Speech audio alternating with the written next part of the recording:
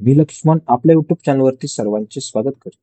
जी एंडसेम साठी आपण जी PYQ series start केलेली आहे तिलाच पुढे कंटिन्यू करत आज युनिट नंबर 4 मधला एक क्वेश्चन घेतलेला आहे. ओके, क्वेश्चन असा आहे, what is the PN sequence, explain the properties of PN sequence. Okay, PN sequence म्हणजे असतो pseudo noise sequence. Okay, pseudo noise sequence is defined as a coded sequence ones and zero certain autocorrelation properties.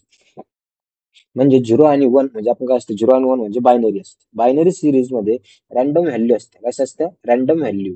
पण ते random value नसून त्याच्या मागे कसं काहीतरी mathematically logic आणि लॉजिक सर्किट डिझाईन केलेलं असतं. त्याच्यामुळे त्याला काय म्हणतात, पीएन नॉइज सिक्वेन्स. ओके, त्याला रॅन्डम नसतात, प्युअरली रॅन्डम नसतात. रॅन्डम असतात पण प्युअरली नसतात, पूर्ण रॅन्डम नसतात. त्याच्या मागे काहीतरी मॅथमॅटिकली आणि लॉजिकली सर्किट डिझाईन केलेलं असतं. त्याच्यामुळे त्याला पीएन सिक्वेन्स असं म्हणतात. त्याच्यानंतर आपल्याला पीएन सिक्वेन्सच्या प्रॉपर्टीज बघायच्या. त्याचा सगळ्यात पहिली प्रॉपर्टी आहे randomness like behaviour. Okay. Although the previous equation are deterministic, they exhibit properties similar to 2D random sequence. This means that their binary values appear unpredictable and evenly distributed over time. म्हणजे त्याच्यात PN sequence पूर्णपणे determinate असून पण त्याच्यामध्ये जे bit value ते random असतात, random दिसतात. त्याच्यामुळे त्याला काय म्हणतात, रॅन्डमनेस लाईक बिहेवियर आणि अनप्रिडिक्टेबल असते. त्याच्यामुळे त्याला म्हणते रॅन्डमनेस लाईक बिहेवियर. ही झाली पहिली प्रॉपर्टी. त्याच्यानंतर त्याची दुसरी प्रॉपर्टी ती बॅलन्स प्रॉपर्टी. बॅलन्स प्रॉपर्टी म्हणजे काय, over one period sequence the numbers ones and zero almost equal. म्हणजे ज्याच्यामध्ये 0 आणि 1 हे कसे असते, इक्वल असते, ऑलमोस्ट इक्वल, त्यालाच म्हणते balance property.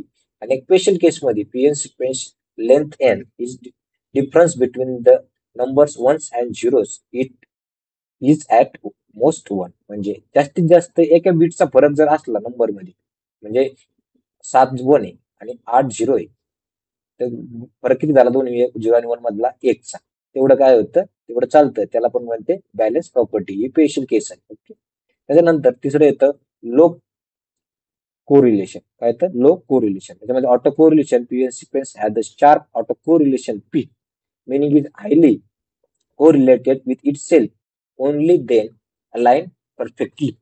Low auto correlation म्हणजे काय असतं, याच्यामध्ये फक्त झिरो शिफ्ट जेव्हा होतो, याच्यामध्ये लो कोरिलेशन मध्ये जेव्हा झिरो शिफ्ट होतो तेव्हाच झिरो शिफ्ट होतो, त्यालाच मॅक्झिमम असतो. काय, ऑटो कोरिलेशन काय असतो, मॅक्झिमम असतो. बाकीच्या साईटसाठी लो कोरिलेशन असतं. ओके, त्याच्यानंतर पुढे काय, क्रॉस कोरिलेशन. क्रॉस कोरिलेशन म्हणजे काय असतं बघा, when different PN sequence are compared.